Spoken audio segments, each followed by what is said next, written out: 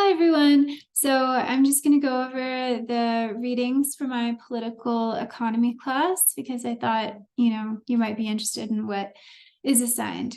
And I just finished revising my first essay for the class, which was supposed to be in support of capitalism. And I said that capitalism allows for superficiality and dreamers, both of which we need under the context of the virtue of freedom.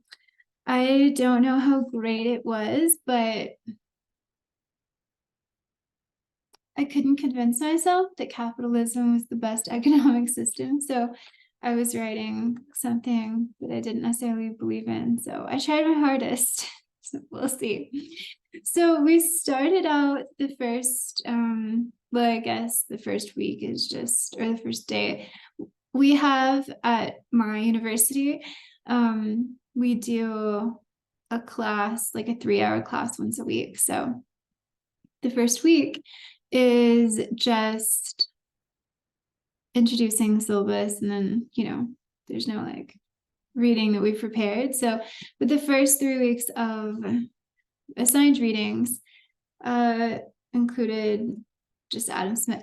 So we first started out with a theory of moral sentiments, which I liked. I think Adam Smith is a good writer. I think it's adorable how he feels that human beings just naturally care about each other and we need each other. So therefore, every exchange will be a win-win and voluntary. And that even the what did he say? The biggest rogue of all of us, trying to think of this language, still has sympathy and pity and empathy. Yet we are swayed by our passion and we're not always rational. And so, I think we're just swayed by our passion. So we need to cultivate within us an impartial spectator.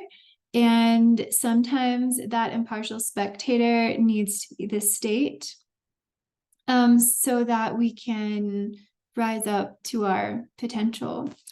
But I thought, it was good. And then we read as much as we could of the Wealth of Nations books 1 through 3, and this one's 4 and 5, I think. Yeah. And so these were really interesting as well. He was a big advocate for the division of labor, as you might know. I think most people are pretty familiar with his main ideas, because I think he was writing in a time where goods of various kinds were not readily accessible. And so his main sort of goal is the growth of nations, not only for the just general prosperity of the nation, but also to supply its constituents with things that it needed. And so he has this idea of a pin factory, which I'm not going to lie, at first I thought it was a pen factory because I had heard it before I read it. And I thought it was like writing utensils. And I was thinking, oh no, this could be readily accessible for a Marxist critique because you're ruining the artisan quality of like a fine writing utensil. But it was not that type of pen, it was a pin. Anyway, so the division of labor incorporates factories. So you can have one person just doing one specific thing in the process of making whatever it is. And then another person just spends their whole life doing this other task and other part of making the product, etc. And so I thought it was interesting that he said that the government is really there, or the state is really there to protect people who own property from other people. And also he said that for those who are working under the division of labor in like, I guess the most menial kind of jobs, like I think he was focused on factory jobs. He said that yes, those people will become torpid and I think he said stupid, and they will become dull. So the government should, or the communities around them should provide after work entertainment to compensate. So I don't know if he really had a good plan for that, but it was great. And you know, I mean, in all class, when you're taking a college class, you can't necessarily read the entirety of a text, which is really sad to me. But you know, if I ever have a summer where I want to go back to these texts, that would be great. So we moved on from classical economics to, oh, that's right, I don't have text for these, to neoclassical economics, which I felt, so we got two articles, I guess, or maybe like one was like a chapter of a book, but I don't really feel as if I understand that. Well, I do feel like I understand that stage because I did print out something, which I should have brought, that did summarize neoclassical economics to me. And then the professor's lecture was great. But there wasn't like a core reading from like, what is a canonical text of neoclassical economics? I don't know. So the next text that I have, and I don't know where it is actually. I'll just pause this and get actually that document. Okay, so the articles we got for neoclassical economics were The Triumph of Utilitarianism and the Marginalist Revolution. I don't know what this is from, but I think it's a chapter from a book. And then George Stigler's The Adoption of the Marginal Utility Theory. But it just felt like I was jumping into a conversation that I was not necessarily privy to prior to that. So I printed out something from it. I don't even know the source of it, but there's, you know, lots of general information online. So apparently for neoclassical economic theory, well, it can be summed up in three assumptions. Rational thinking, people make rational choices between options based on the value that they identify in each choice. Number two, consumers aim to maximize utility while businesses aim to maximize profits. And three, information is about information. People act independently based on having all of the relevant information related to a choice or an action. And my thought of this, if businesses aim to maximize profits, and yet one of the principles of neoclassical economics is being rational thinking, well, then don't businesses try to utilize the irrationality and the emotions of consumers in order to maximize their profits? Because it's all about perception, right? If, you know, I am an unethical business and I want you to buy my product, I will try to manipulate you perhaps and try to extract certain emotions and make you feel as if my product will make you a more valuable person. So I don't know if at this time in history, the psychology of a human being was really, like, businesses were aware of that. And I don't know the marketing tactics, but it seems as if rational thinking is actually, even though it's a principle or an assumption that people make rational choices, that rationality is undermined. I don't know. So there are critiques of neoclassical economics, which include the distribution of resources. So resources are not distributed equally. appropriation of resources. Let's see. So people can only choose between available choices, not all of the choices. Also, people are not always rational, which was what I guess I was saying. They make irrational decisions. They can be influenced by social pressure, the needs of others, limited choices, income restraints, imperfect information, power structures, and etc. So they're not maximizing utility to themselves. Sorry, there's just a noise outside. Hope that you can't hear it. Also, pursuit of profit was on this document and to help me understand before I went to class. Pursuit of profit, maximizing profit is not the only or best way for markets to function, because it can exacerbate inequality, exploit workers, and damage the environment or community. And then also standards of living, producing more goods and services does not always equal a higher standard of living. And I think that could also be a criticism for Adam Smith, maybe, but in his time, I think it probably was better for various nations to try to progress in terms of creating more products to sustain all of the people, so that people wouldn't have to necessarily be self-sustaining, because it's just hard to do everything, right? So I don't know, that's basically what I understood about that era. And then we went to, it's not super chronological, I feel like, this class, because we went to neoliberal economics. But then after that, we're reading Marx, and later we're reading Keynes. And so anyway, but it's, it's great.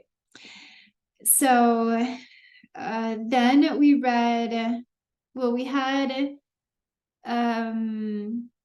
sort of an option, I guess, to read. And I don't know if I have the other article right here. I don't, but because I was using it, I think, for my paper. So we could read Milton Friedman, Capitalism and Freedom. And I mainly there's so many videos of him on YouTube, and he seems like a really lovely person. Like, his personality and his just like composure is, I think, very admirable. But apparently he went to various like universities and he had talks, and those were recorded. So I think you can get a good idea of his ideas and thoughts. Basically, he is advocating for minimal control, like minimal collective control. So less government, basically, because he says that, and Ayn Rand, Nathaniel Branden says this as well, but that a lot of criticisms of capitalism aren't necessarily capitalism's fault, but actually the fault of the state, like the state's intrusion. So I didn't get to read too much of this. I think I made it to page 1 of chapter 1, and I read all the prefaces and everything of all the editions. I read Ayn Rand, What is Capitalism, with all of you, if you listen to those lectures, or I read most of it together with you.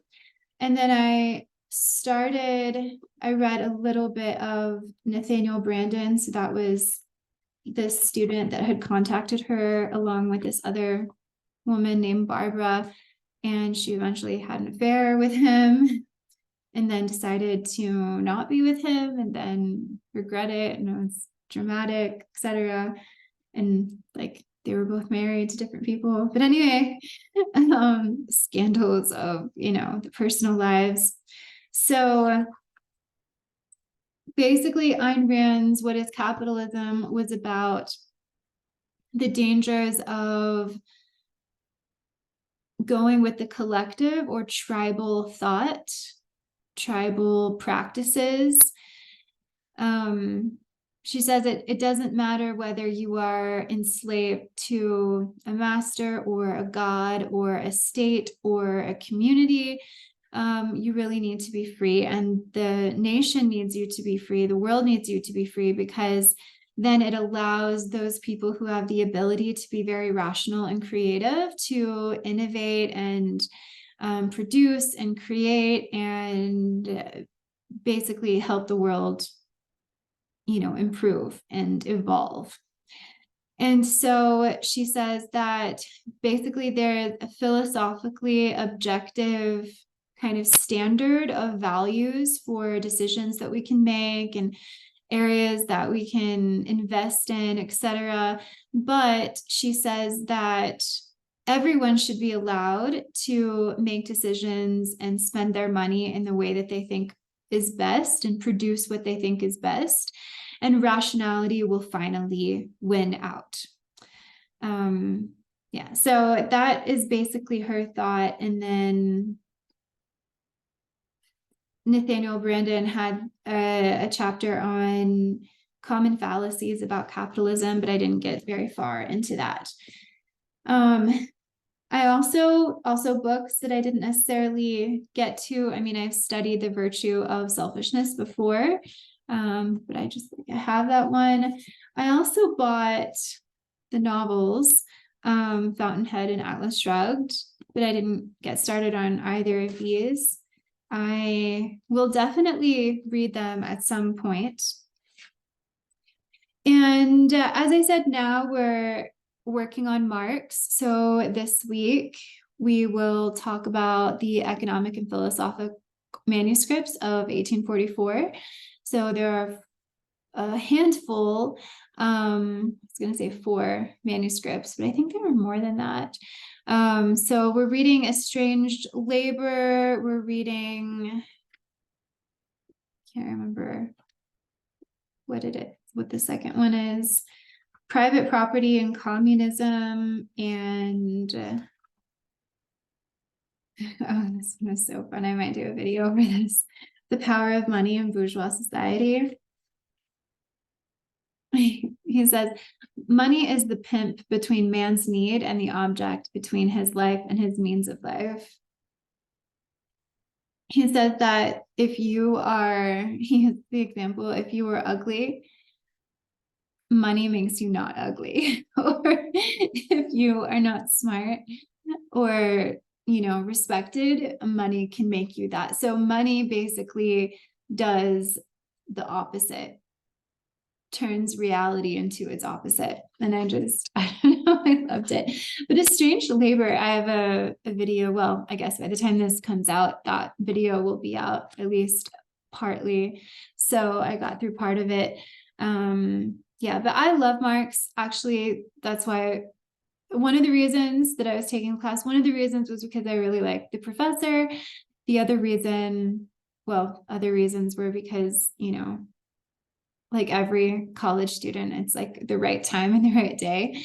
But also mainly this specific class concerning the content, because I wanted to be motivated to read Marx. I mean, I've read him before to some extent, but I just wanted to read more of him and discuss him in community. So that is great. Then we're reading Das Kapital, and I don't know if I'm saying that right. And what else is it? Sorry. Concerned about my German pronunciation, but it wasn't German at all. The Communist Manifesto. So that's what we're doing. And then after that, I can't remember exactly the order, but we're reading some of John Maynard Keynes, The General Theory of Employment, Interest, and Money. So I think he is of a school all of his own, right? Keynesian economics. And then eventually we're reading Shoshana Zuboff's The Age of Surveillance Capitalism, The Fight for a Human Future at the New Frontier of Power. I'm really excited to read this. I think it'll be great. And then we're reading some of Foucault. So we're reading some from The Birth of Biopolitics. So lectures from 1978 to 1979. I'm really excited about this. I've read a lot of Foucault. I used him a lot in my dissertation, but I'm always happy to read more of him. But then I also got, we didn't have, I don't know.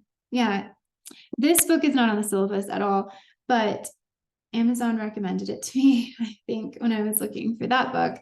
And this is a collection of essays. So it's Control Culture, Foucault and Deleuze After Discipline. And I don't know who the contributors are, but it's just various essays. So I don't know if I recognize anyone in particular, but I'm really excited about that. And then lastly, I think this is the last one. And there are probably other essays or articles and chapters, like supplemental readings, that we can do that are on the site, but these are just the books and then what I have read already. So Capitalism and Slavery, this is going to be the topic of our third essay. So our second essay supports socialism, and then our last essay is about capitalism and slavery. So this book will be perfect. I like to get the books. Our professor, and I think most professors, upload now. No, when I was an undergrad in college, definitely you always, at the beginning of the semester, you walked to the physical bookstore and bought your $300 worth of books. Now, especially like after COVID, more things are online. There are illegal sites that you can go to, I guess, although I think the ones that I used to use got shut down, but anyway, for my class, for educational purposes, so my professor uploads like everything, like entire books and everything, so we don't have to buy them. But I think one of the joys, well, first of all, I like highlighting and I like annotating, but one of the joys of going back to college is that, specifically for philosophy, is that I get to collect more books. I like doing that anyway, but I have my, collection of books from theories of knowledge, the class on postmodernism and post-truth that I took last semester. And now I have these books on political economy. So comment below if you have any suggestions specifically for neoclassical economics, or just books that you think I should read in general about political economy, whether it's capitalism, socialism, or whatever. And yeah, so my next videos will probably be of Marx, since that's what I'm reading for the next 3 weeks. And I just really loved A Strange Labor, and I really loved the money essay about money being a pimp, like the whole thing. It's really great. So yeah. All right, well, thank you. I think it's about to get super dark. The lighting is bad right now, so I'm glad I could get through this, and I'll see you next time. Thanks, everyone.